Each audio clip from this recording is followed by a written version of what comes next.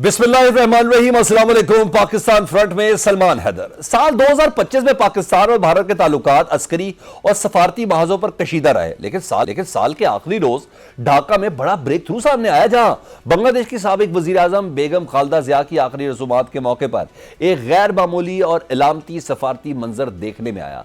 यूं लगता है कि सफारती तन्हाई का शिकार भारत, जो 2025 के दौरान खेल के मैदान में हैंड शेक से भागता रहा, उसकी अक्ल ठिकाने आने लगी है।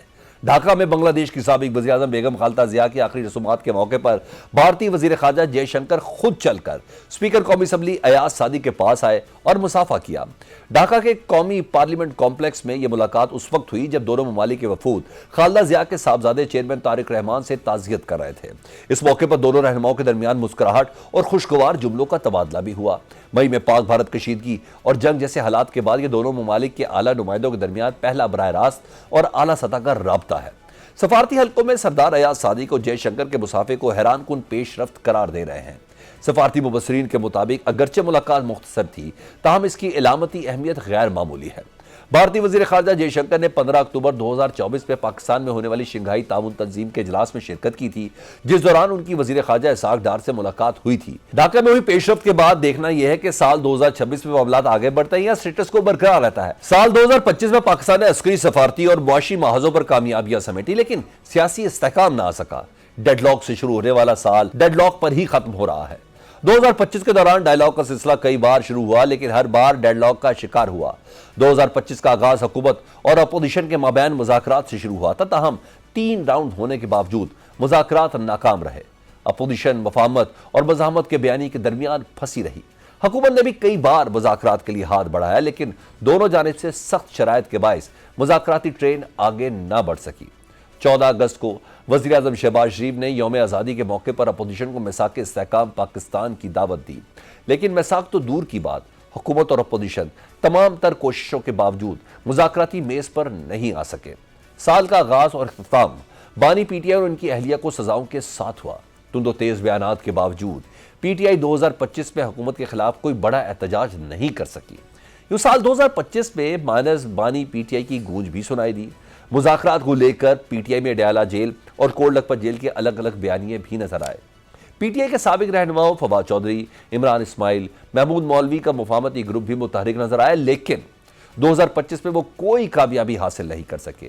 कोट लखपत जेल के असीरों की मुफाहमती ग्रुप के रहनुमाओं से मुलाकातें और मुज़ाकरात के लिए लिखे गए खतूत पार्टी में तकसीम को वाज़ेह करते हैं। पीटीआई ने बज़ाहिर खुद को डायलॉग की सियासत से अलग करके अपोजिशन इत्तेहाद तहरीक तहफ़्फ़ुज़ आइन के रहनुमाओं को आगे किया है, लेकिन महमूद अचकज़ई और दीगर के हाथ बज़ाहिर खाली है। इसलिए मुज़ाकरात की गाड़ी 2026 में भी बंद गली में ही दिखाई देती है। माहिरीन 2025 को पार्लिमानी महाज पर हुकूमत की मजबूती का साल करार देते हैं।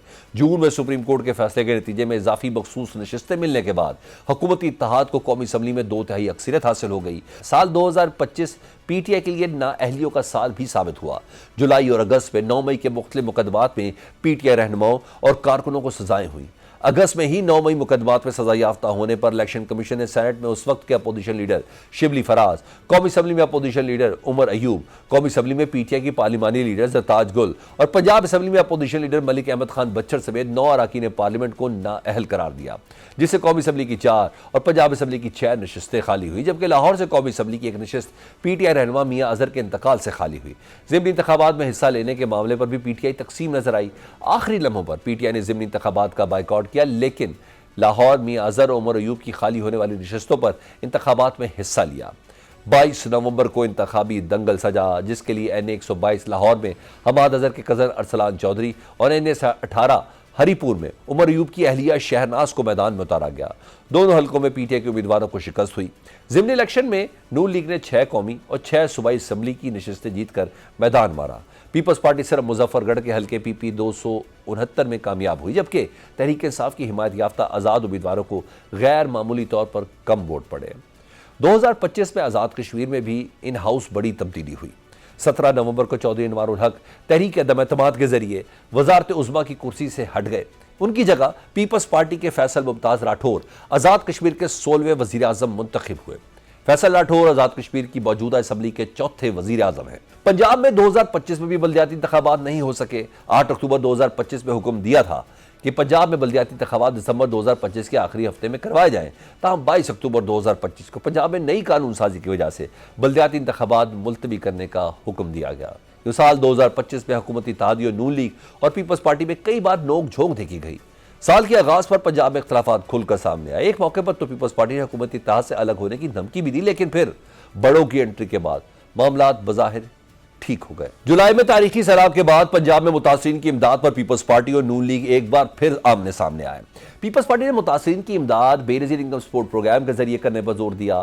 بلاول بھٹو اور پیپلز پارٹی کے رہنماؤں نے متاثرین کے عالی امداد کی اپیل کرنے کا بھی مطالبہ کیا، لیکن وزیر اعلیٰ پنجاب مریم نواز نے پیپلز پارٹی کی تجویز قبول کرنے سے انکار کر دیا، جس پر دونوں جانب تلخی بڑھی۔ لیکن پھر وزیر داخلہ محسن نقوی کی شٹل ڈپلومیسی نے کام دکھایا۔ صدر آصف زرداری اور وزیر اعظم شہباز شریف کی انٹری کے بعد سیز فائر ہو گیا۔ نومبر میں ملکی آئینی تاریخ میں ایک اور سنگ میل عبور ہوا۔ 26ویں ترمیم کی ایک سال بعد 27ویں ترمیم سینٹ اور قومی اسمبلی سے 2/3 اکثریت سے منظور کر لی گئی۔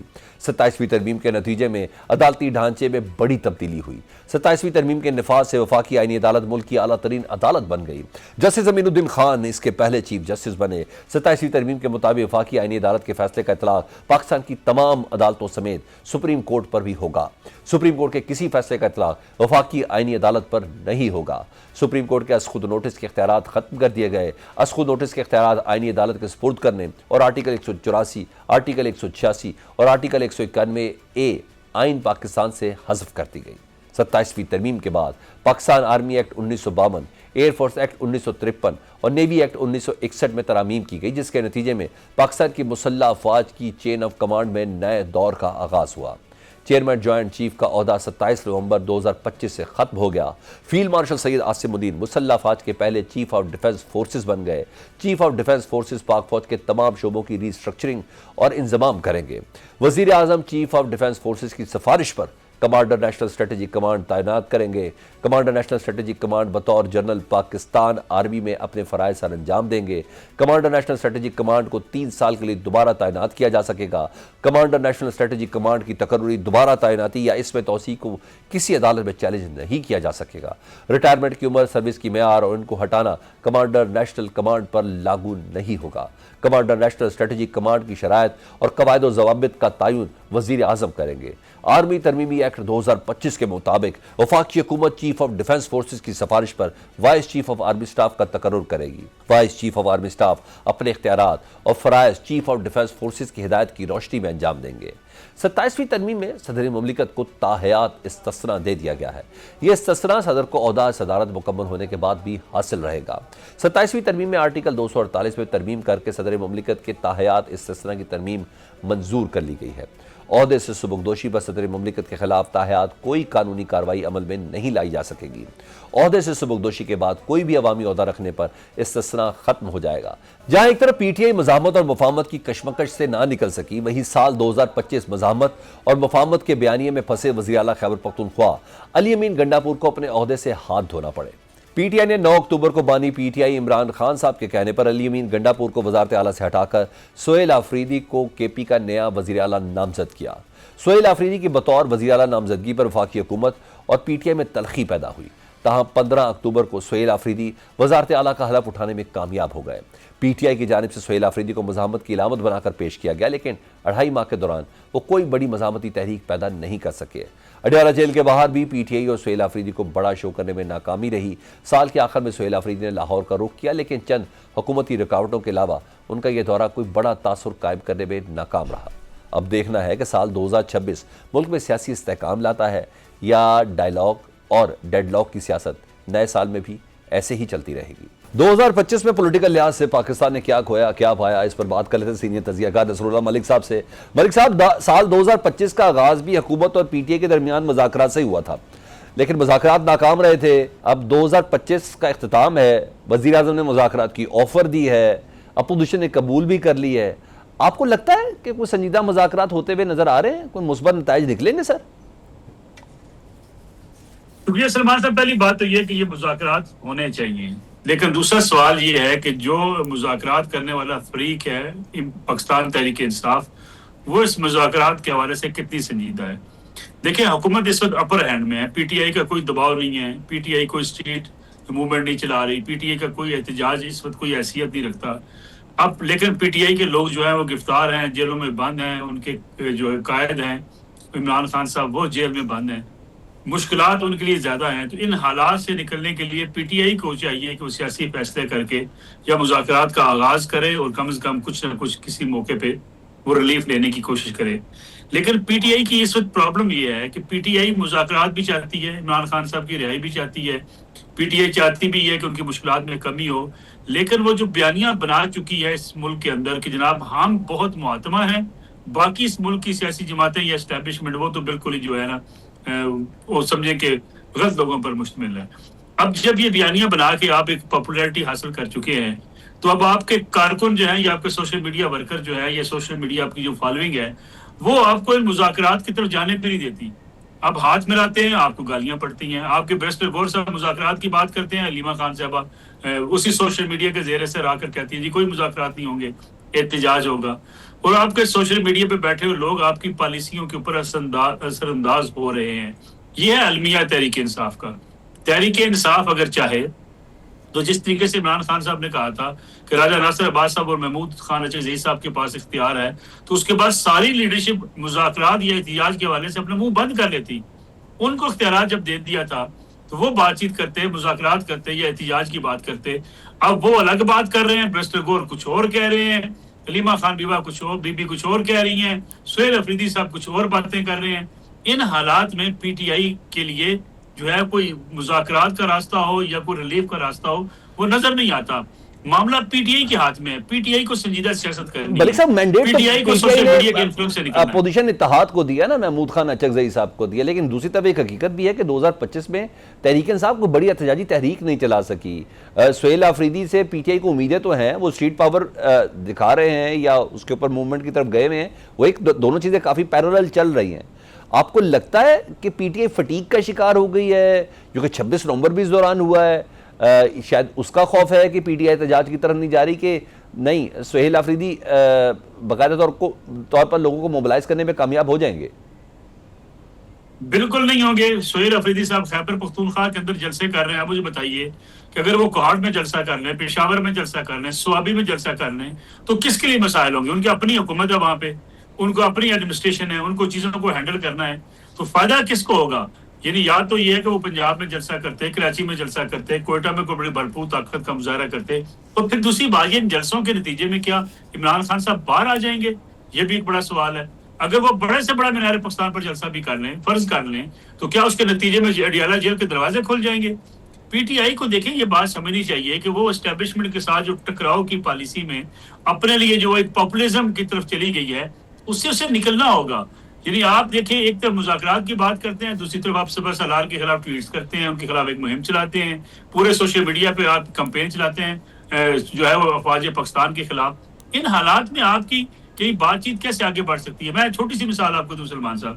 اگر پی ٹی آئی اپنا ڈیلیگیشن بنا کے آصف زرداری صاحب کے پاس بھیج دے، میاں نواز شریف صاحب کے پاس بھیج دے، شہباز شریف صاحب کے پاس بھیج دے، بھلا سے اگلے 1 2 4 10 دنوں میں مذاکرات کامیاب ہوں یا نہ ہوں، لیکن ایک جیسچر چلا جائے گا کہ پی ٹی آئی جو ہے وہ سیاسی جماعتوں کے ساتھ مل کے چل سکتی ہے.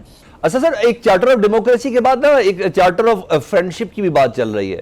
تو پیپلز پارٹی اور نون لیگ میں ویسے تو اختلافات ہے، سلام متحسین کو بھی لے کے، این ایف سی کو لے کے، نئے صوبے کے قیام کو لے کے، تو حکمران اتحاد ایسے ہی چلتا رہے گا کیونکہ یہ سب کی سیکیورٹی ایسے ہی ہے کہ سب اکٹھے رہے؟ دیکھیں میرا خیال تو یہ کہ اس وقت جو حالات ہیں انشورنس پالیسی یا پاکستان تحریک انصاف، مسلم لیگ نون کی اور پیپلز پارٹی کی، یہ اسی طریقے سے لڑتے رہیں گے، وہ اپنی حکومت کرتے رہیں گے.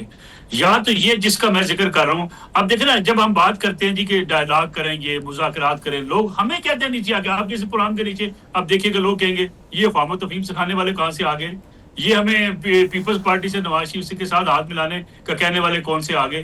وہ بھائی آپ نے اس ملک میں سیاست کرنی ہے، آپ کوئی آسمان سے گری ہوئی مخلوق نہیں ہے، نہ ہی آپ فرشتوں کی جماعت ہیں، نہ ہی آپ کے اندر جو بیٹھے ہوئے لوگ ہیں کوئی پی ٹی آئی نے کوئی سانچے سے بنائے ہوئے ہیں، کوئی پی ایم ایل این سے آیا ہوا ہے، کوئی پی ایم ایل کیو سے آیا ہوا ہے، کوئی پیپلز پارٹی سے آیا ہوا ہے، چو کا مربع اپنے پوری پارٹی میں اکٹھا کیا ہوا ہے. لیکن وہ دانشور بن کے کیا کہہ رہے ہوتے ہیں 75 سالوں میں ملک تباہ کر دیا جائے. وہ بھائی 3 بار وزیر رہنے والا بندہ آپ کو لیکچر دے رہا ہوتا ہے کیونکہ اس ملک میں جو حکومت ٹھیک نہیں ہوئی. بھائی آپ ماما خان 3 حکومتوں میں وزیر تھے، یعنی آپ عمر یونس صاحب کی نکالے نا ذرا پرانی ویڈیوز، مسلم لیگ نواز کے میاں نواز شریف کے نعرے لگا رہے ہیں، اور اس وقت کہا کیا کرتے تھے میاں نواز شریف اس ملک میں ترقی کی علامت ہے، آج کہتے ہیں چور ہے، آج کہتے ہیں ڈاکو ہے، آج کہتے ہیں 40 سالوں سے ملک تباہ کر دیا۔ یعنی یہ مسئلہ یہ ہے ان کا کہ جب انہوں نے دیگر پارٹیوں کے حوالے سے ایک رویہ ایسا اختیار کر لیا ہے کہ بھائی ان سے ہاتھ ملانا بھی جرم ہے۔ دیکھیں بیسٹر گور صاحب نے پارلیمنٹ میں سامنے سے پرائم منسٹر آگے شہباز شریف صاحب ان سے ہاتھ ملا لیا، سوشل میڈیا پہ وہ طوفان بدتمیزی کیا گیا کہ جناب بیسٹر گور بک گیا، لوٹا ہے، اس نے ہاتھ کیوں ملا لیا۔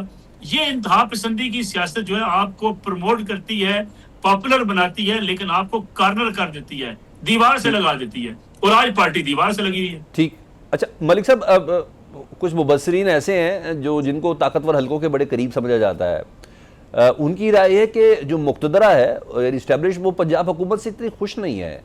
آپ کو لگتا ہے 2026 میں اس حوالے سے کوئی بڑی پیش رفت ہو سکتی ہے یا محض صرف قیاس آرائی ہے یہ؟ دیکھیں بعض چیزوں پہ آپ کو پتہ اسٹیبلشمنٹ ہو، سیاسی جماعتیں ہوں، حکومتیں ہوں، کئی چیزوں پہ آپ کو اعتراضات ہوتے ہیں، کئی حکومت کی پالیسیوں پہ اختلاف رائے پایا جاتا ہے، لیکن مجھے پاکستان کے موجودہ حالات کے پیش نظر میاں شہباز شریف صاحب 2026 میں کئی جاتے دکھائی نہیں دے رہے۔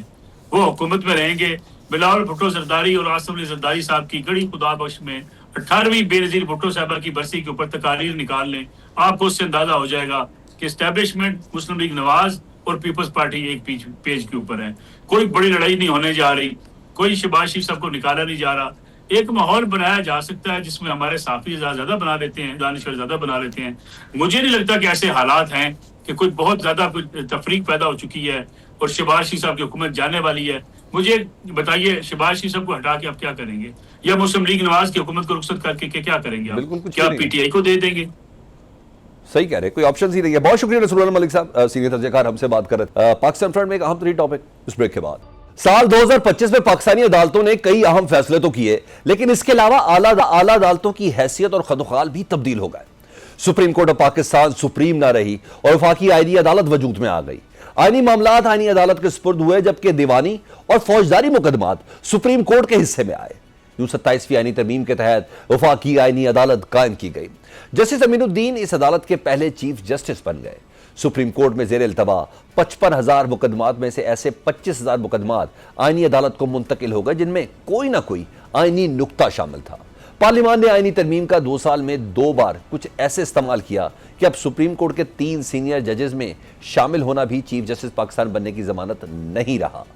آئینی عدالت کے چیف جسٹس اگر سینیورٹی میں اوپر ہوئے تو یہ عہدہ بھی ان کے پاس ہی جائے گا۔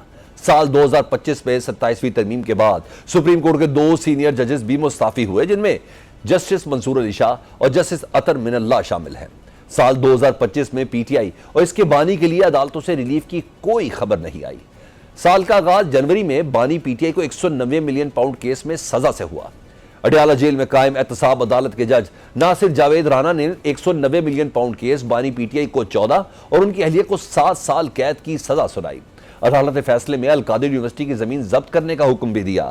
سپریم کورٹ آف پاکستان نے 7 مئی کو فوجی عدالتوں میں سویلینز کے ٹرائل سے متعلق آرمی ایکٹ کی شقوں کو بحال کرتے ہوئے عام شہریوں کے فوجی عدالتوں میں مقدمات چلائے جانے کو درست قرار دے دیا اور وزارت دفاع سمیت دیگر اپیلوں کو منظور کر لیا۔ عدالت نے 23 اکتوبر 2023 کا فیصلہ کالعدم قرار دے دیا، جس میں کہا گیا تھا کہ سویلینز کا فوجی عدالتوں میں ٹرائل نہیں ہو سکتا اور تمام کیسز سول عدالتوں میں منتقل کرنے کا کہا گیا تھا۔ اسلام آباد کے مشہور نور مقدم قتل کیس، جس میں مجرم کو پھانسی کی سزا سنائی گئی، ان کی اپیل پر سپریم کورٹ نے 20 مئی کو فیصلہ سناتے ہوئے سزائے موت برقرار رکھی اور تحریری فیصلے میں کہا کہ سائلنٹ وٹنس تھیوری کے مطابق بغیر عینی گواہ کے ویڈیو ثبوت قابل قبول ہیں۔ عدالت نے کہا کہ سی سی ٹی وی فوٹیج ایک ریئل ٹائم فوٹیج ہے جو کسی بھی انسانی شہادت سے زیادہ مستند ہے۔ تصدیق ہو جانے کے بعد اسے خاموش گواہ کے طور پر پیش کیا جا سکتا ہے۔ 27 جون 2025 کو سپریم کورٹ کے آئینی بینچ نے 5 کے مقابلے میں 7 کی اکثریت سے مخصوص نشستوں سے متعلق نظرثانی درخواستیں بھی منظور کر لیں۔ عدالت نے مختصر فیصلے میں 12 جولائی کا فیصلہ کالعدم قرار دے دیا اور سنی اتحاد کونسل کو مخصوص نشستیں نہ دینے کا پشاور ہائی کورٹ کا فیصلہ برقرار رکھا۔ سپریم کورٹ نے مخصوص نشستوں سے متعلق کیس کا فیصلہ سناتے ہوئے عملاً حکمران جماعتوں بشمول اپوزیشن جماعت جے یو آئی کو اضافی نشستیں دینے کی منظوری دی، جس سے موجودہ حکومت قومی اسمبلی میں 2/3 اکثریت حاصل کرنے میں کامیاب ہوئی۔ پرفارمنس پروموشن سے متعلق کیس میں سپریم کورٹ کے 3 رکنی بینچ نے جولائی میں فیصلہ دیتے ہوئے کہا کہ ترقی کے اہل افسر کو ریٹائرمنٹ کے بعد بھی پروموشن دی جا سکتی ہے۔ ترقی کے لیے ہر سرکاری ملازم کو زیر غور لایا جانا بنیادی حق ہے۔ عدالت نے مزید کہا کہ ریٹائرڈ افسروں کو دیر سے انصاف دینا غیر منصفانہ ہے۔ تمام سرکاری ادارے ترقی کے معاملات میں شفاف اور فوری فیصلے کریں۔ سال 2025 میں پنجاب کی انسداد دہشت گردی کی عدالتوں سے پی ٹی آئی رہنما اور کارکنوں کو 9 مئی کے متعدد کیسز میں سزائیں سنائی گئیں۔ 22 جولائی کو سرگودا کی انسداد دہشت گردی کی عدالت نے 9 مئی کے کیس میں opposition leader Punjab assembly Malik Ahmad Khan Butcher سمیت 70 افراد کو 10 سال قید کی سزا سنائی۔ لاہور کی انسداد دہشت گردی کی عدالت نے تو 23 جولائی کو 9 مئی 2023 کو لاہور میں شیرپا پل پر جلاؤ گھیراؤ کے مقدمے کا فیصلہ سنایا، جس میں یاسمین راشد، میاں محمود الرشید، اعجاز چودھری اور عمر سرفراز چیمہ کو 10 سال قید کی سزائیں سنائی گئی۔ 31 جولائی کو فیصل آباد کی انسداد دہشت گردی عدالت نے 9 مئی کے مقدمات میں تحریک انصاف کے رہنما اور کارکنوں سمیت 108 افراد کو قید کی سزائیں سنائیں۔ پی ٹی آئی کے جن رہنماؤں کو سزائیں سنائی گئیں ان میں حامد رضا، عمر ایوب، شبلی فراز اور زرداج گل شامل تھے۔ ان تمام رہنماؤں کو 10 سال جبکہ جنید افضل شاہی کو 3 سال قید کی سزا سنائی گئی۔ عدالتی فیصلے کی روشنی میں الیکشن کمیشن نے 5 اگست 2025 کو عمر ایوب اور شبلی فراز سمیت تحریک انصاف کے 9 اراکین اسمبلی اور سینیٹر کو نااہل قرار دیا، جن میں اراکین قومی اسمبلی زرتاج گل، صاحبزادہ حامد رضا، رائے حسن نواز اور رائے حیدر علی خان شامل تھے۔ اراکین پنجاب اسمبلی محمد انصر اقبال، جنید افضل سائی اور رائے محمد مرتضی اقبال کو بھی نااہل قرار دیا گیا۔ سال 2025 میں حکومت نے مختلف ہائی کورٹ سے اسلام آباد ہائی کورٹ میں ججوں کے تبادلے کا عمل بھی شروع کیا۔ ہائی کورٹس کے چیف جسٹس صاحبان اور چیف جسٹس یحییٰ آفریدی نے بھی 3 ججز کے اسلام آباد ہائی کورٹ تبادلے پر اپنی رضامندی ظاہر کی۔ یوں 1 فروری 2025 کو صدر مملکت نے لاہور، سندھ اور بلوچستان ہائی کورٹ سے ایک جج کو اسلام آباد ہائی کورٹ تبادلے کی منظوری دے دی، جس کے بعد وفاقی وزارت قانون نے نوٹیفیکیشن بھی جاری کر دیا۔ لاہور ہائی کورٹ سے جسٹس سرفراز ڈوگر، سندھ ہائی کورٹ سے جسٹس خادم حسین سومرو اور بلوچستان ہائی کورٹ سے جسٹس محمد آصف کا اسلام آباد ہائی کورٹ میں تبادلہ کیا گیا۔ 3 فروری 2025 کو اسلام آباد ہائی کورٹ میں نئی سینیورٹی لسٹ جاری کی گئی، جس کے مطابق سینیورٹی لسٹ میں جسٹس سرفراز ڈوگر سینئر پیونی جج بن گئے، جبکہ justice Mohsin Akhtar Kayani seniority list پر دوسرے نمبر پر چلے گئے۔ 10 فروری کو justice Mohsin Akhtar Kayani, justice Tariq Jahangiri, justice Babar ستار، جسٹس سردار اعجاز اور جسٹس سمن رفت نے سینیورٹی لسٹ میں تبدیلی پر اعتراض اٹھاتے ہوئے ریپرزنٹیشن چیف جسٹس اسلام آباد ہائی کورٹ کو بھجوائی۔ 12 فروری کو چیف جسٹس عابر فاروق نے 5 ججز کی ریپرزنٹیشن کو مسترد کیا۔ چیف جسٹس عابر فاروق نے فیصلے میں کہا کہ آئینی ججز کی تعیناتی اور تبادلے میں فرق واضح کرتا ہے کہ تعیناتی اور تبادلے کو ایک ہی معنی میں نہیں لیا جا سکتا۔ ہائی کورٹ کا جج تعینات ہونے پر حلف اٹھا کر آفس سنبھالتا ہے۔ 13 فروری کو اسلام آباد ہائی کورٹ کے چیف جسٹس عامر فاروق کی سپریم کورٹ تعیناتی کے بعد جسٹس سرفراز ڈوگر نے قائم مقام چیف جسٹس کی حیثیت سے ذمہ داریاں سنبھالی۔ 14 فروری کو صدر مملکت نے جسٹس سردار سرفراز ڈوگر سے حلف لیا۔ 20 فروری کو جسٹس محسن اختر کیانی، جسٹس بابر ستار، جسٹس طارق جہانگیری سمیت 5 ججز نے ٹرانسفر اور سینیورٹی کے خلاف سپریم کورٹ سے رجوع کیا۔ ججز ٹرانسفر اور سینیورٹی کے خلاف درخواستوں پر 19 سماعتیں ہوئی۔ پہلی سماعت 17 اپریل کو ہوئی۔ جسٹس محمد علی مظہر کی سربراہی میں 5 رکنی آئینی بینچ نے 19 جون کو 3-2 کی اکثریت سے جسٹس سردار سرفراز سمیت تینوں ججز کا تبادلہ آئین اور قانون کے مطابق درست قرار دیا، جبکہ سپریم کورٹ نے ہائی کورٹ ججز کی سینیورٹی کے تعین کا معاملہ صدر مملکت کو بھیج دیا۔ 29 جون کو صدر مملکت نے جسٹس سرفراز ڈوگر کو اسلام آباد ہائی کورٹ کا سینئر ترین جج ڈکلیئر کر دیا۔ جسٹس سرفراز ڈوگر اور دیگر 2 ججز کا تبادلہ بھی مستقل قرار دے دیا گیا۔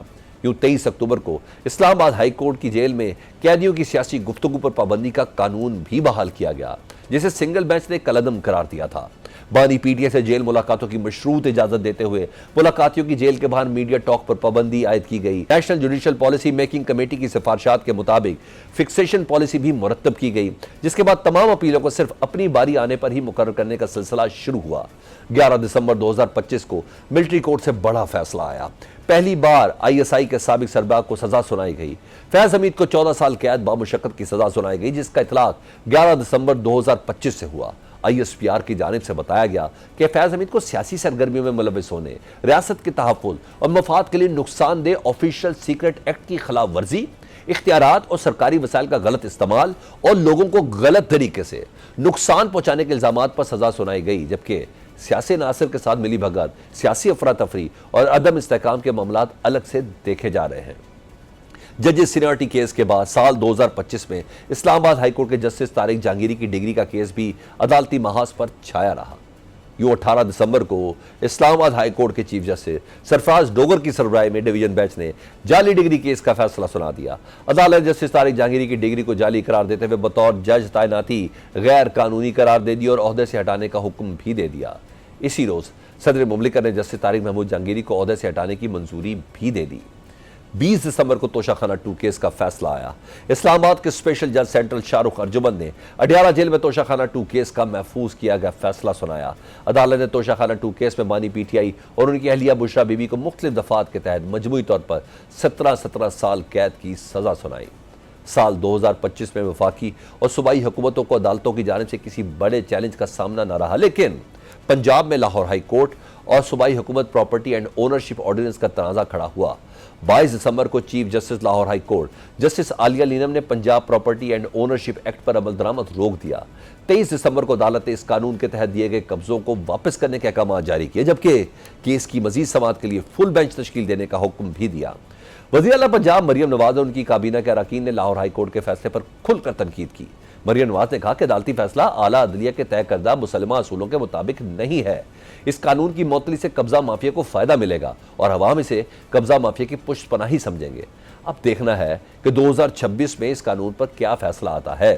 2025 میں تو اپوزیشن کو عدالتوں سے کوئی بڑا ریلیف نہیں مل سکا۔ اب دیکھنا ہے کہ 2026 اپوزیشن کے لیے کیسا رہتا ہے، کیونکہ 2026 میں 9 مئی کے کئی کیسز کا فیصلہ متوقع ہے، جن میں بانی پی ٹی آئی سمیت تحریک انصاف کے کئی رہنماؤں کو سزائیں ہو سکتی ہیں۔ 2025 پارلیمان کے حوالے سے کتنا مضبوط رہا، قانون سازیاں کیا تھیں، ان سب پر بات کرنے کے لیے احمد بلال محبوب صاحب چیئرمین پل ڈاٹ وہ ہمارے ساتھ موجود ہیں، ان سے بات کرتے ہیں۔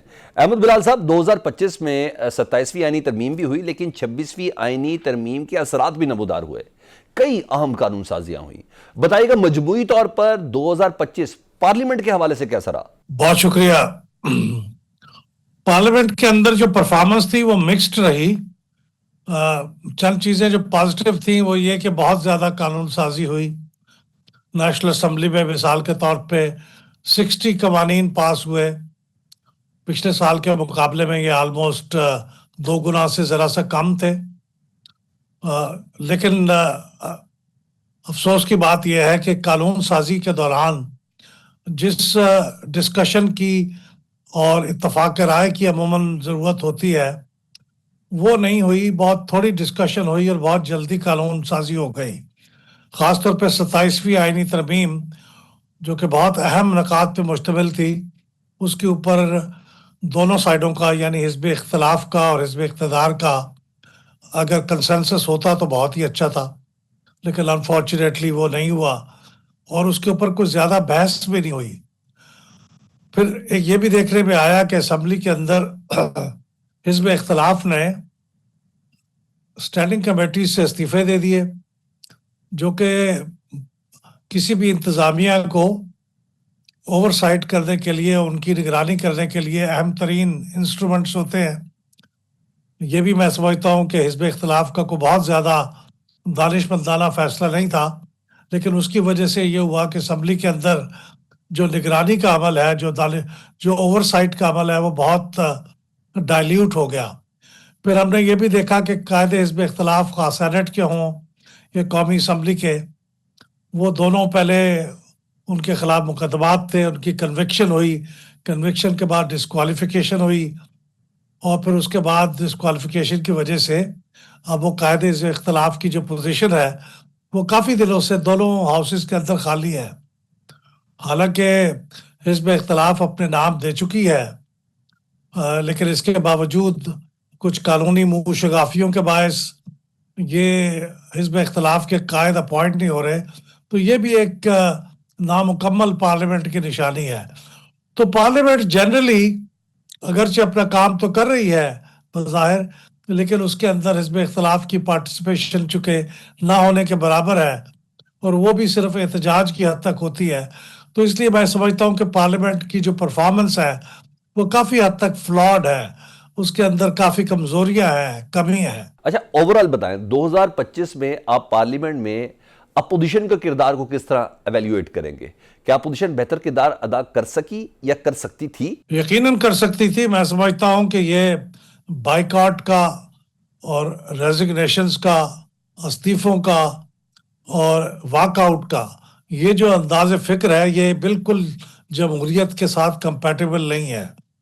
آپ کبھی کبھار احتجاج کرتے ہوئے اسمبلی سے واک آؤٹ کر جائیں علامتی طور پہ وہ تو ٹھیک ہے، لیکن اگر آپ اسمبلی کے رکن بھی ہوں اور اسمبلی کی کارروائی میں حصہ بھی نہ لیں، آپ اسمبلی کی اسٹینڈنگ کمیٹیز کا بھی حصہ نہ بنے، تو پھر یہ میں سمجھتا ہوں کہ یہ غیر ذمہ داری ہے. اپوزیشن کے خود اپنے انٹرسٹ میں ہے کہ وہ ان بحثوں میں حصہ لے، کمیٹیوں کی کارروائی میں حصہ لے اور اسمبلی سے واک آؤٹ نہ کرے، اپنا پوائنٹ آف ویو پیش کرے، اس کے اندر ڈٹ کے پیش کرے، اور جو چیزیں جس سے وہ اتفاق نہیں کرتی ڈٹ کے اس کی مخالفت کرے پارلیمانی حدود کے اندر رہتے ہوئے. لیکن اگر وہ یہ نہیں کرتی تو وہ بحیثیت پارلیمنٹیرین اور بحیثیت پارلیمنٹری پارٹی وہ اپنے فرائض سے پہلو تہی کر رہی ہوگی. مگر سر اپنی جگہ پہ یہ سوال بھی تو ہے نا، 2025 میں ضمنی انتخابات ہوئے مگر ان میں ٹرن آؤٹ کو لے کر بہت سے سوالات اٹھے. آپ کو لگتا ہے کہ کم ووٹر ٹرن آؤٹ نے عوامی اعتماد کو دراصل متاثر کیا ہے؟ دیکھیں یہ جو بائی الیکشن ہوتے ہیں ان کے اندر ٹرن آؤٹ عموماً ویسے کم ہی ہوتا ہے، اتنا کم نہیں ہوتا جتنا اس دفعہ کم ہوا، لیکن کم ہوتا ہے کیونکہ کوئی حکومت کی تبدیلی کا امکان تو نہیں ہوتا، تو لوگوں کی دلچسپی ذرا نسبتاً کم ہوتی ہے.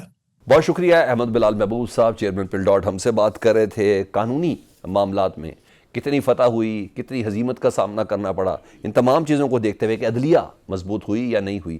حافظ احسان کھوکر صاحب ماہر قانون وہ ہمارے ساتھ موجود ہیں، ان سے بات کرتے ہیں. حافظ احسان صاحب، 2025 پاکستانی عدلیہ کو لے کر ایک متنازع سال تو رہا ہے. ججز کے استعفے بھی آئے، ایک جج کی تو ڈگری بھی جعلی نکلی، آئینی عدالت کا بھی قیام ہوا. آپ کو لگتا ہے کہ 2025 عدلیہ کے لیے کچھ بہتر تھا اس میں؟ بسم اللہ الرحمن الرحیم. سلمان، میں سمجھتا ہوں کہ ہمیں صرف 2025 ہی دیکھنا چاہیے، چونکہ جس کانٹیکسٹ کے اندر آج آپ پروگرام کر رہے ہیں وہ بنیادی طور پہ یہ ہے کہ کیا پاکستان کی عدلیہ جو ہے اس نے اپنے آپ کو 2025 میں امپروو کیا، یا پاکستان کی عدلیہ اسی ڈگر پہ چل رہی ہے جو 1947 سے آج تک ایک ہے، کہ جس کے اندر جسٹس ڈیلیڈ جسٹس ڈینائڈ بھی ہے، جس کے اندر ایفیشنسی کا بھی ایشو ہے، ٹرانسپیرنسی کا بھی ایشو ہے، افیکٹونیس کا بھی ایشو ہے، ایلیویشن آف ججز کا بھی ایشو ہے. اس کے بعد آپ کا جو ہے آؤٹ ڈیٹڈ آپ کا پروسیجرل لا ہے، آؤٹ ڈیٹڈ آپ کا سبسٹینٹیو لا ہے. تو کیا اس سارے کانٹیکسٹ کے اندر پاکستان کی جوڈیشری نے اسرٹ کیا ہے یا نہیں کیا؟ تو میں یہ سمجھتا ہوں کہ 2025 کے اندر بھی ایز یوزول آپ ان انڈیکس کو دیکھیں گے کہ جو 1947 سے لے کے آج تک جو ہے آپ کے گورننس کے، جسٹس کے، ٹرانسپیرنسی کے، رول آف لا کے اور انسٹنٹ جسٹس جو ہے اس کے انڈیکس وہی ہیں کہ پاکستان کہیں 130 نمبر پہ ہے، کہیں 140 نمبر پہ ہے، کہیں 150 نمبر پہ ہے، اور اس کا ڈائریکٹ ریزلٹس جو ہے وہ پاکستان کے عام آدمی پہ پڑا ہے، پاکستان کی اکانومی پہ پڑا ہے اور پاکستان کی انٹرنیشنل رینکنگ پہ پڑا ہے. اگر صرف اس کانٹیکسٹ کے اندر دیکھا جائے جس پہ اب آپ نے کہا ہے وہ ہے سپریم کورٹ آف پاکستان، تو میں یہ سمجھتا ہوں کہ سپریم کورٹ آف پاکستان کے اندر جو امینڈمنٹ آئی ہے 27 یہ 26 کے وقت ہی آ جانی چاہیے تھی، لیکن پولیٹیکل کنسیڈریشنز آئی، پولیٹیکل ڈائیلاگ آیا، اور یہ جو 27 آئی ہے یہ سلمان کو آج کا نہیں ہے. 1956 کا جب ہم کانسٹیٹیوشن بنانے لگے تھے تو اس وقت بھی جو جسٹس کمیشن بنا تھا اس نے بھی یہ ریکمنڈیشن دی کہ ہمیں کانسٹیٹیوشنل کورٹ میں جانا چاہیے، اور ساری پولیٹیکل پارٹیز اس پہ ایگری تھی. اور دنیا میں کسی جگہ اس طرح نہیں ہوتا کہ اگر آپ ڈویژن آف جورسڈکشنز پہ چلے جائیں اور ججز جو ہیں ریزائن کر دیں کہ انڈیپینڈنس آف جوڈیشری ہے. چونکہ 1920 سے جب سے کانسٹیٹیوشنل کورٹ بنی ہے آسٹریا کے اندر آج تک جو ہے نہ جورسڈکشن کا ایشو آیا ہے، نہ ججز کی ریزگنیشن کا ایشو آیا ہے، اور نہ یہ ہے کہ سپرامیسی آف انڈیپینڈنس جو جوڈیشری جو ہے وہ کمپرومائز ہوئی. تنقید یہ ہوتی ہے موجودہ عدلیہ پر کہ پی ٹی آئی کے خلاف فیصلے تو آئے ہیں لیکن حکومت کے خلاف عدلیہ سے کوئی بڑا فیصلہ نہیں آیا. ایک تو یہ ایک سوال ویلڈ ہے، آپ مجھے بتائیں کیا یہ واقعی ویلڈ سوال ہے عدلیہ سے حکومت کے خلاف کوئی فیصلہ نہیں ہے؟ سب کچھ اتنا بہترین کیسے چل رہا ہے؟ چلیں سلمان ہم دیکھ لیتے ہیں ان ساری چیزوں کے اندر.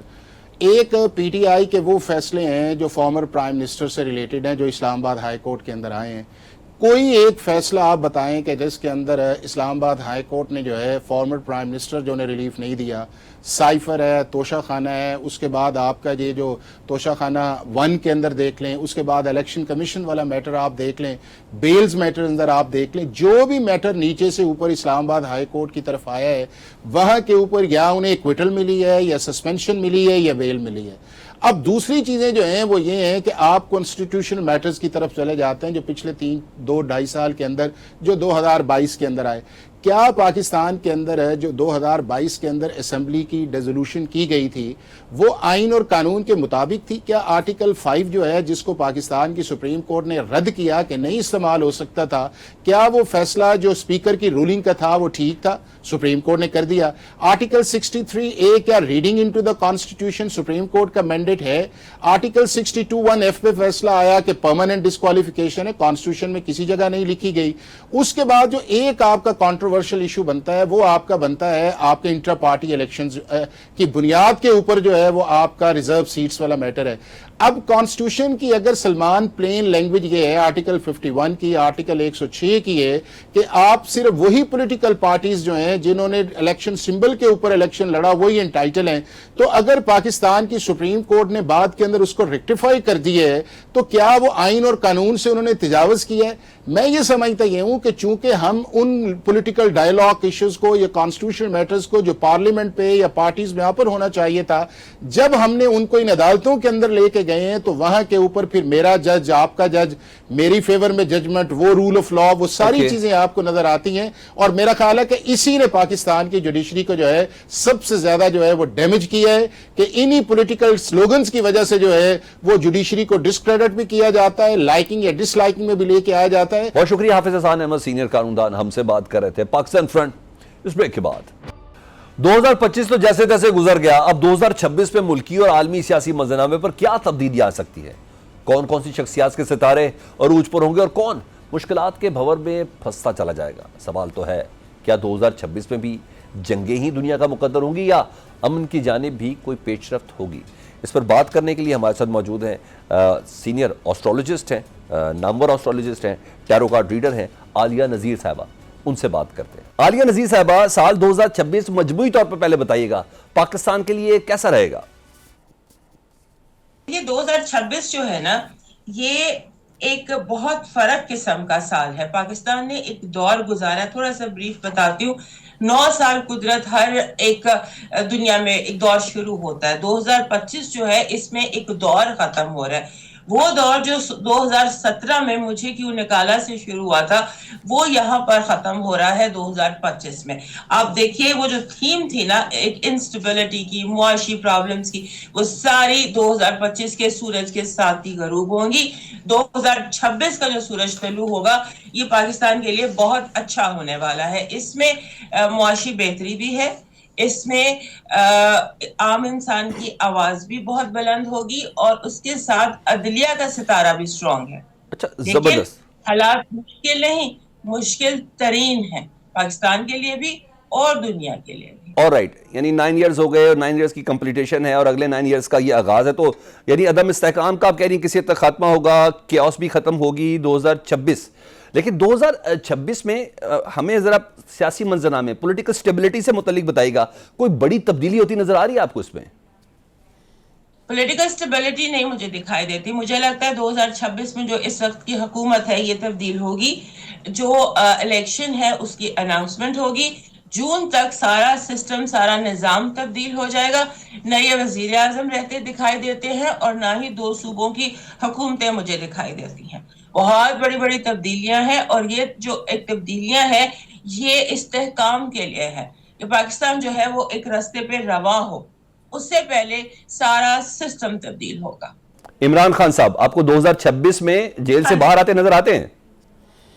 دیکھیں, عمران خان کے حوالے سے مجھے یوں لگتا ہے کہ عمران خان فروری سے اپریل کے درمیان عمران خان کے باہر نکلنے کے آثار پیدا ہوں گے, کیونکہ جو سسٹم ہوتا ہے نا اسے ہم زحل کہتے ہیں, اس میں بہت زیادہ کریک آ چکے ہیں اور سسٹم نہ صرف پاکستان میں بلکہ آل اوور دا ورلڈ تبدیل ہونے والا ہے. سسٹم تبدیل ہوگا جس میں عمران کے لیے جگہ پیدا کی جائے گی, ان کو انٹیگریٹ کیا جائے گا.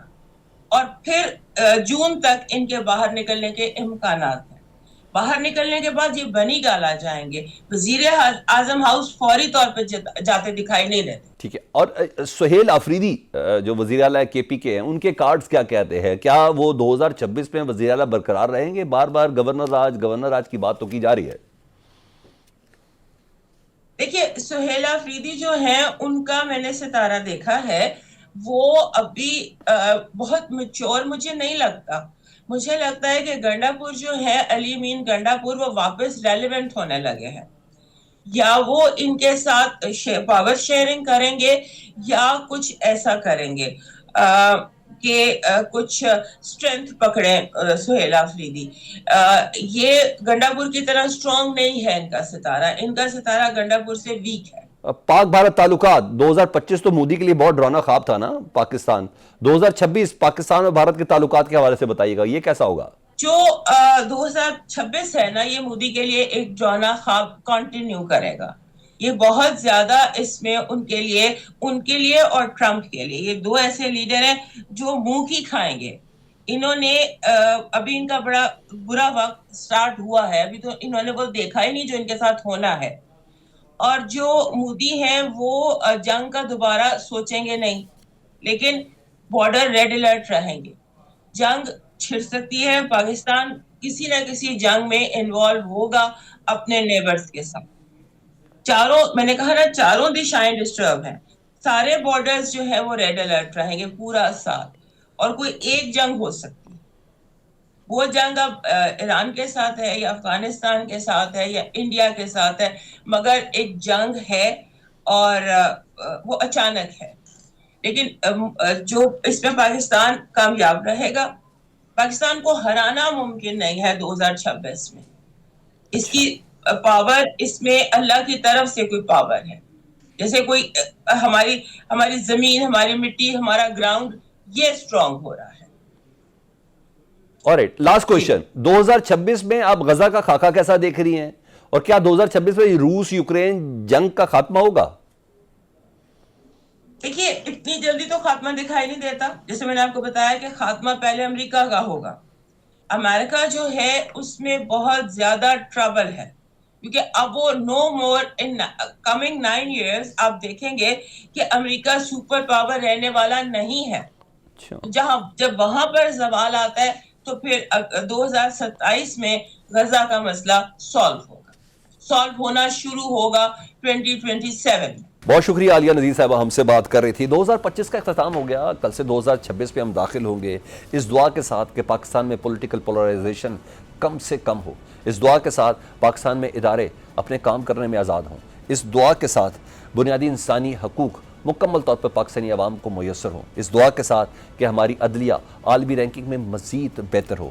اس دعا کے ساتھ کہ پاکستان میں سالڈ انویسٹمنٹ پلانز دنیا کی جانب سے آئیں، کیونکہ یہی ترقی کا راستہ ہے. پاکستان فرنٹ سے سلمان حیدر کو اجازت دیجیے. اللہ حافظ.